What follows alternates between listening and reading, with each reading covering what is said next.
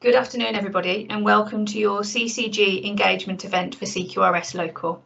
Thank you so much for taking the time to join us this afternoon. My name's Catherine Smith and I work for Midlands and Lancashire Commissioning Support Unit. I'm working as part of the CSU Collaborative. So that's all 5 CSUs from across the country working together in partnership to develop, deliver and support the CQRS programme. Our work on the CQRS programme has been commissioned by NHS England and NHS Improvement, and we're working on their behalf. The overall CQRS programme has got 2 parts to it.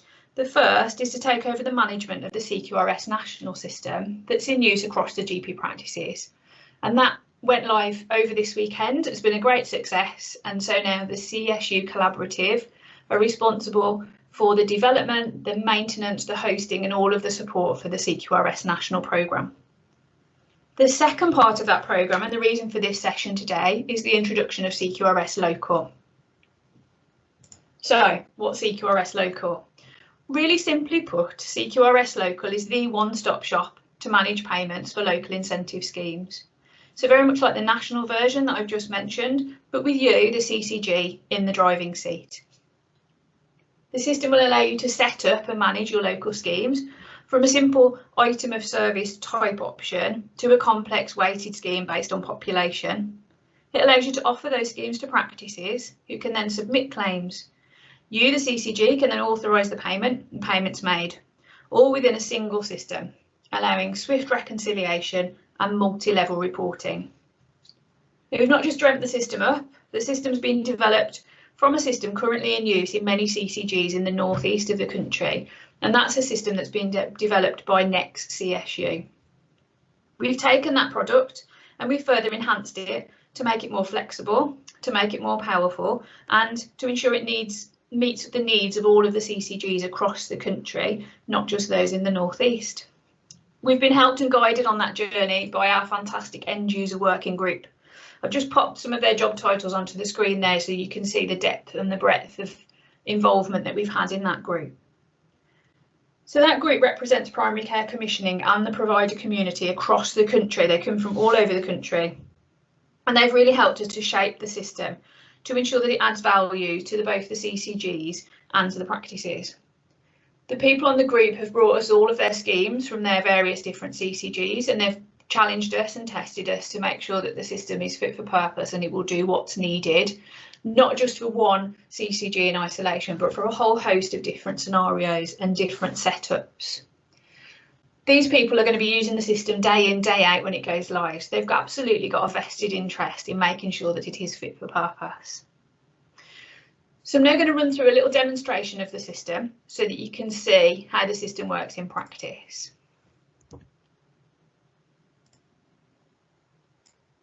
So for my demonstration, I'm going to talk you through the user journeys for the 2 main user groups of CQRS Local. So that is of the commissioner, who are commissioning the local incentive schemes, and general practice, who are delivering against those local incentive schemes. So to start with, I'll talk you through the journey of a commissioner. So here's a typical CCG, Springfield CCG. It's got a membership of 45 practices. Its services are commissioned on behalf of a population of nearly 400,000 people. In the 1920 financial year, they delivered 9 different local incentive schemes, all with various different tariffs, and practices payments were made on a quarterly basis. So the claims process was used via a spreadsheet submission from each practice to the CCG. These were then validated, reconciled and sent to a local finance team for payment. So now let me show you this on CQRS Local, and you can see the benefits they'll derive from adopting. So to start with, the main benefit of CQRS Local, we feel, is around the automated payments. So CQRS Local will be adopted the same payment mechanism as the current CQRS product. This means once a claim has been approved on the system, there'll be no manual intervention or manipulation required for payments required from the CCG. They will just be made straight into the practice's bank account in line with any contractual requirements. So this results in secure, accurate and real-timely payments being made. But let me show you the rest of the system so you can see where we can get to this point of the automated payments being made. So step one for the CCG is creating a service and the different service components. So the first step will just be to quickly log in to CQRS Local. Once logged into CQRS Local, you can see there's bespoke tasks and notifications which are specific to yourself as a commissioner and specific to you as a user, so you can be reminded of tasks you need to carry out within the system. So to start with, I'll quickly just create a service. So just navigate to services, new service, and it's just got some basic details to fill in around name and description. The cost center of your CCG will automatically be populated into the system, so there'll be no need to do that. So if I just select to create a COP monitoring scheme, the next the different service components which sit under a service. So throughout the process of developing CQRS Local, as Catherine has said, we've engaged with a real wide audience across the country to try and understand how local incentive schemes are currently delivered locally across a national footprint. So our main finding has been there's a number of different tariffs, claim frequencies, just general different approaches, and we've tried to develop CQRS Local to be as flexible as possible to cater for all these different local idiosyncrasies. So if I just see here, so in terms of claim frequency, you can select monthly, biannually, the schedule that adheres to the NHS standard contract, so the claim windows opening and closing in line with the NHS standard contract. So you're able to select as well for evidence. If the evidence is required to be submitted, this will then downstream inform at the claim stage that a practice will be required to upload evidence as part of their submission. So as you can see here, we've got a range of different tariffs. So the more simple per unit activity tariffs, or a retainer where you get paid a set amount each quarter or each month. And then we've got tariffs based around actual or weighted population. And something we found throughout the user engagement was that there's a lot of banded claims or tariffs being used nationally. So this example here shows where performance will be related to percentage complete. So you can see you can set the different percentages, and then based upon that you get a different tariff. You're able to use a fully sliding scale as well, where between 0 and 100%, every single step up by a percent equals a different tariff amount. And we've added in the calculation example here, which allows you to work out for yourselves in terms of does that give me what I want in terms of a claim tariff. But also throughout the training, which Catherine will talk about later, we'll be able to scope specifically for yourselves in terms of the services you deliver, and make sure we outline to you how you're able to configure CQRS Local to meet your needs. So you can see there, then that has quickly created the component for you. You're able to select or create as many components as you like for each service. So it's, as I keep on mentioning, it's really flexible to your needs. So you can see there, so that is the service created, and I just need to confirm that I want to publish that. And you can see there, now that service is published. So step 2 for the commissioner in their journey is offering that service to a provider. So in CQRS Local, this is called creating a contract. So we've tried to make this as flexible as possible as well. So you're able to offer multiple services to a single provider, or dependent upon your way of working, you could offer to multiple providers multiple services at one time. So you just create a contract name, and then you can see here I can select the service. So I'm going to select this COPD monitoring service we just created, and then I'm going to offer that to all my practices within my CCG. And then just before it's offered out, you can see that you can quickly just review what you've made, and then just confirm that you're happy for that to go live. So this step is, if applicable within your commissioning organisation, we were conscious that in various places, commissioning organisations or CSUs or other organisations make claims on behalf of the provider. So I'm going to quickly show you how this works in CQRS Local. So we should make this as simple as possible. We appreciate that you might want to submit claims upon a full practice base at one time, or if you wanted to, you could do individual claims, but I'm going to show you the bulk claim upload here because I feel this reduces a lot of burden on a commissioner. So you're able to create a template within CQRS Local, so you can set the providers you want included in this template and the services you want to include. So I'm going to include that CLPT monitoring service again, and then I can download the template, as you can see here.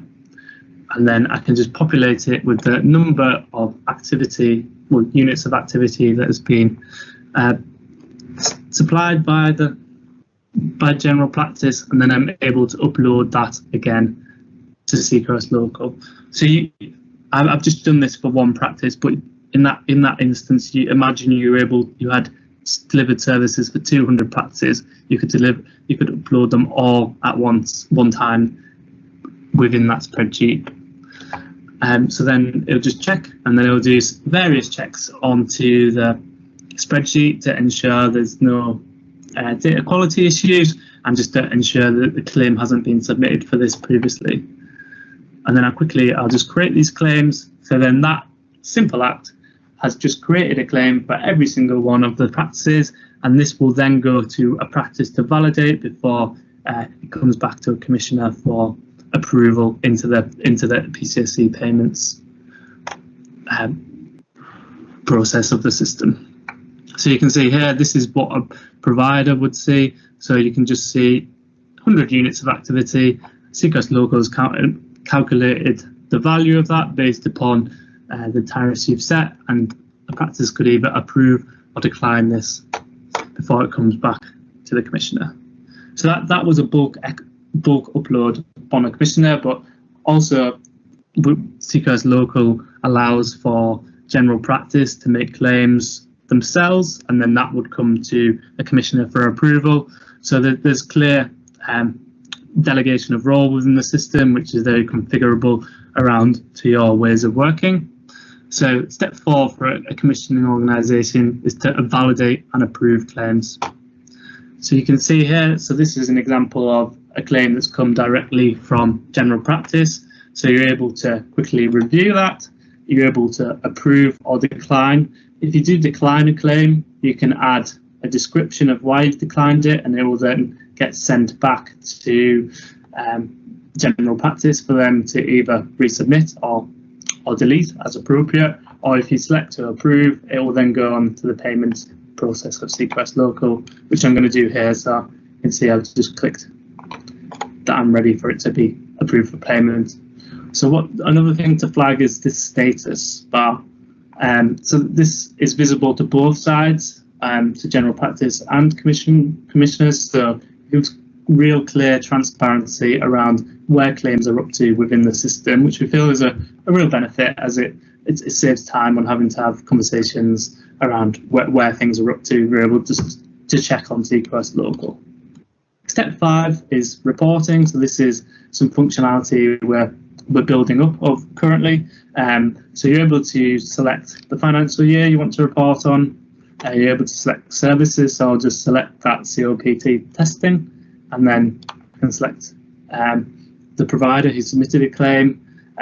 So this will build up a real rich data set for yourselves as more and more claims are submitted across a number of services. You'll be able to see claim values, numbers of activity. So any data really that goes onto CQRS Local, this reporting functionality will allow you to pull it off. So you can either see it on screen, or you'll be able to export into Excel. So Springfield CCG will have derived a number of benefits from the adoption of CQRS Local that I'll quickly just talk you through. So as I've just demonstrated, the system really streamlines all processes associated with local incentive schemes. I think that the demonstration demonstrated how quick and easy it is just to create services, offering them out and approve. So I feel this is a real reduction in the need to develop and administrate schemes via spreadsheets. All the schemes will be in a single place, which makes the system a single point of access for yourselves and commissioner and general practice. We're going to be adding functionality such as all the service specs can be attached to the services, so general practice would just be able to navigate into CQRS Local and find the service specification there instead of asking for it. There's ability for more accurate and comprehensive reporting on services as that data set builds up within CQRS Local. And then we feel the system's really future-proofed as it's a very flexible commissioner-provider relationship, so it would be able to cater for the ever-changing commissioning landscape.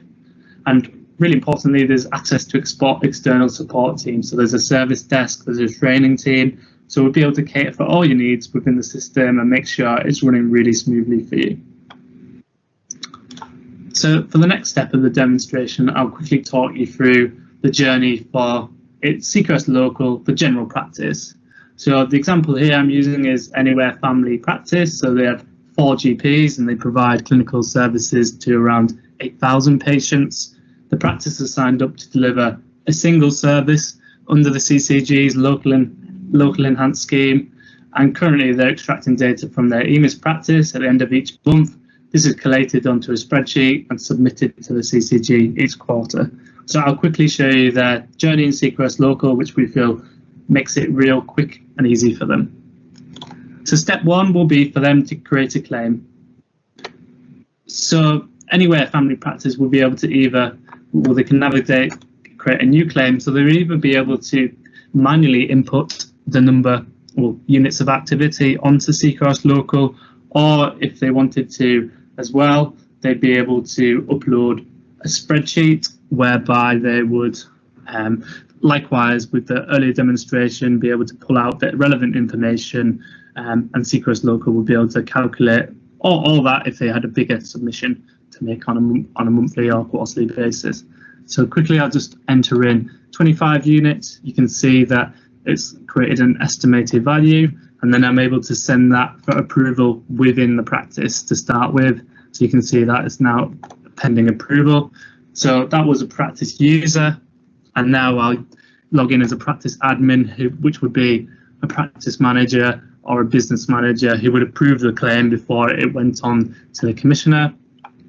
So I'll quickly just review that. So you can either approve or decline. If you decline, it gets sent back to your practice user. But in this instance, I'll approve, and you can see now that has gone on to pending commissioner payment approval. So that goes back to what I showed you earlier in the demonstration, where the commissioner can quickly approve a claim before it goes on to payment. So Anywhere Family Practice will have derived a number of benefits for themselves from adopting CQRS Local. So as I quickly click through there, it's real quick and easy for a practice to use CQRS Local. So we feel that has a big reduction in them administrative overhead of submitting Excel-based claims. They'll likewise have all the reporting functionality that a commissioner has. So this will allow reconciliation of payment easier, as they'll be able to just pull the information directly off CQRS Local and then just compare and contrast with their bank payments. And then there's the ability and the transparency of being able to track the stage of the process following submission, so they'll be able to quickly see from a commissioning side where you're up to, so they'll be able to find out themselves without having to ask yourselves. So I'm going to hand you back over to Catherine now, who's going to talk you around the training and support package of CQRS Local.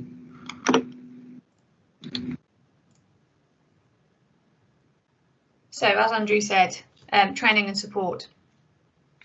Whilst the system's really easy to use, as you've just seen from Andrew's demonstration, it's really quite intuitive. We're of course going to make sure that you're fully supported through your CQRS Local journey. So all CCGs are going to be provided with 3 training and support sessions. Session 1 will allow us to show you the system in a lot more detail. It's great for Andrew to give us a quick run through there, but there's nothing quite like getting your hands on the system and being able to play with it for yourself and really understand how it works. So we'll do that with you, and we'll answer any questions that you might have at that point. More importantly though, that session allows us to understand how you work as a CCG. We've done a lot of work with CCGs across the country, which is obviously one of the benefits that the CSUs can bring to the programme. So we understand our own local CCGs and how their programmes work. We understand that there's a variety of different complexities and a variety of different models. So on that first session, we'll understand how you individually work. Have you got a complex weighted list size type of scheme, or are you just doing a really simple item of service? We'll understand who uses the system. So is it yourselves within the CCG, or have you got support from a CSU or support from NHS England in that process? So we understand exactly who it is that we need to train. During that session, we'll also talk through how you can go about engaging your GP practices. So of course, once you go live on the system, we need to make sure that we've got all of your GP practices on board. We'll give you all of the material that you need to do the engagement with them. We'll provide sessions like this, so engagement sessions with them, and we'll also provide e-learning and online training materials for all of the GP practices to use. Session 2 is System Training Day, so where we teach you exactly how to use the system. We teach the team to configure and to use the system from end to end.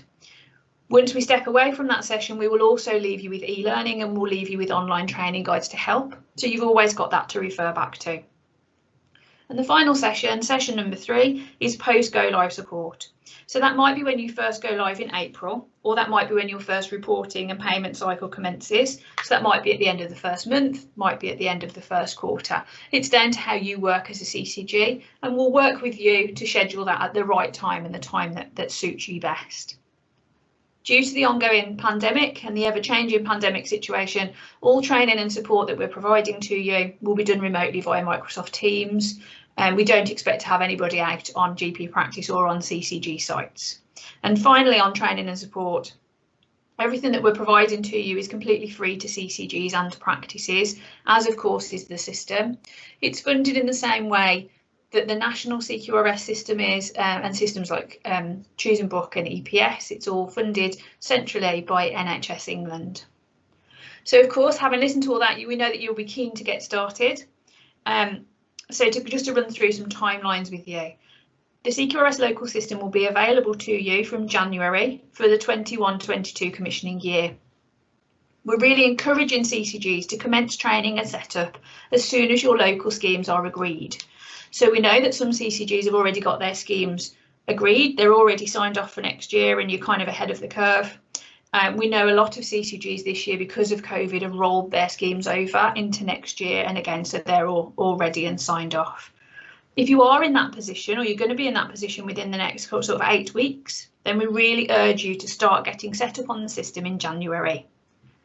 Any CCGs wishing to commence system configuration in January will become one of our early adopters, one of our trailblazing CCGs. In recognition and reward of that, we'll offer those CCGs additional support in configuring and setting up their schemes. So the training team won't just sit and train you how to do it, they'll hold your hand for a much longer period of time and they'll sit and help you to load your schemes on. So what happens from now? What happens after today? Once we've completed all of these events, so we're running events for the whole of this week, once we've completed all of those, we'll get in touch with you to understand where you are with your local scheme. When do you think that will be signed off if it isn't already? And when are you going to be ready to mobilise onto the system? We'll answer any questions that you have and we'll commence the booking of your training supports and support sessions and get those into the diary for everyone. We completely understand you need to go and talk about this within the CCG and have those internal discussions. And all of the information that we've provided today will be available on the CQRS webpage, and there's a link there to the welcome page. If there are any other people within your CCG who you know have not yet attended or haven't got an event booked, please do encourage them to book on one of the events this week so that they can hear everything firsthand and they've got an opportunity to ask questions as well. We will be sharing the video on the welcome page.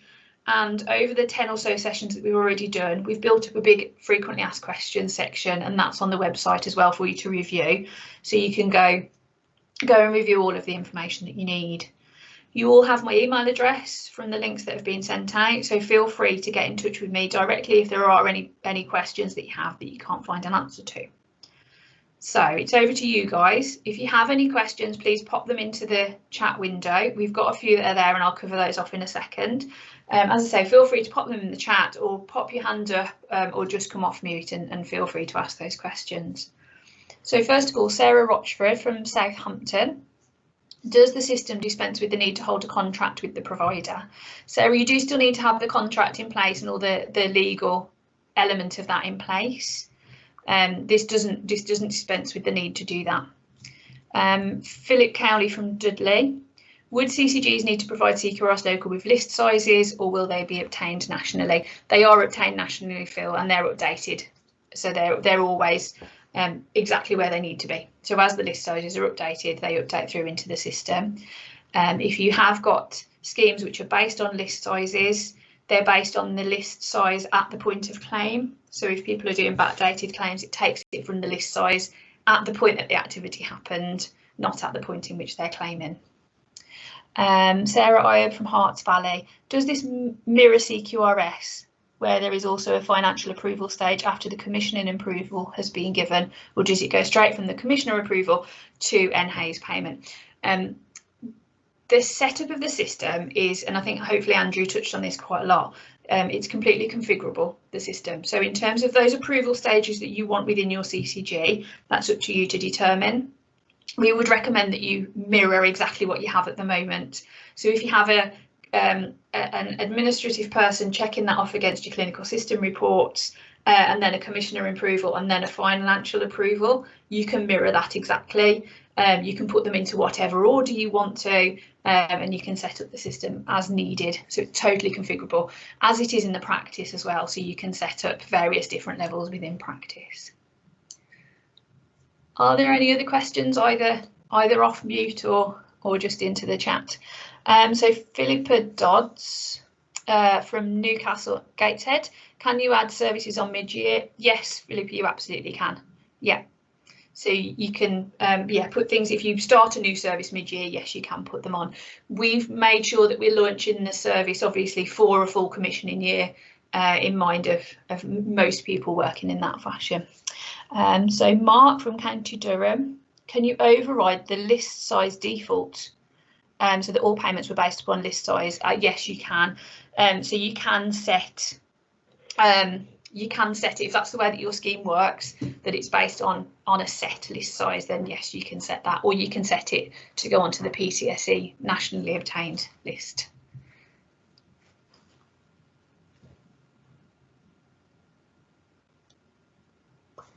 Okay, any other?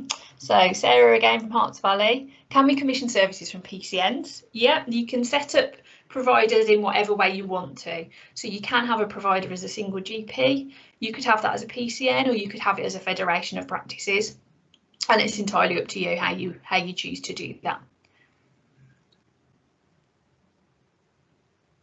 You could have a blend of PCNs as well. Obviously, you may have a system in place where PCNs as a whole are providing some services, and then you're also obviously commissioning from individual practices within that PCN, and you can have that mixed model as well at the same time. Philippa, is the system able to pull activity data from the practice systems to back up claims, or does this need to be GPES? At the moment, the system unfortunately doesn't link directly into the clinical systems. There is a roadmap of development for the system, and that certainly is there. That in future we're aiming that it will be able to pull through in the same way as it does nationally through something like GPES, but at the moment it doesn't. So all of the primary care data quality type teams that are running those searches on your behalf, if that's how you're set up, that will still continue in the same way, but rather than the practice submitting claims through spreadsheet or a different mechanism, they can put them straight through the CQRS Local system. So Colin from Oxfordshire, what's the lead time between approval and payment? Colin, that's one of the questions I would generally hand over to our lead developer, Andrew, and I don't have an answer for that. I'll check that with Andrew and I'll get back to you and make sure that's shared with everybody that's on the call.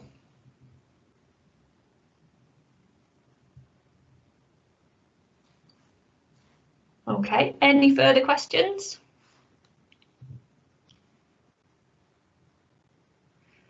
Okay, if you do think of any questions after the session's closed, please, as I say, feel free to check the frequently asked questions that we've got on the website, or just drop us an email. So Philippa, again, when will we be able to get our CSU colleagues on the system? Philippa, I'm assuming is that because you're supported by NEX at the moment with their Claim It system? Feel free to just pop off mute if that's easier. Yes, okay. Okay, so the team at NEX are working on transferring across, so that will be from January onwards. So you'll be, as long as your schemes are ready, you'll be some of the first CCGs to move across, because obviously they're in control of both sides of that system at the moment.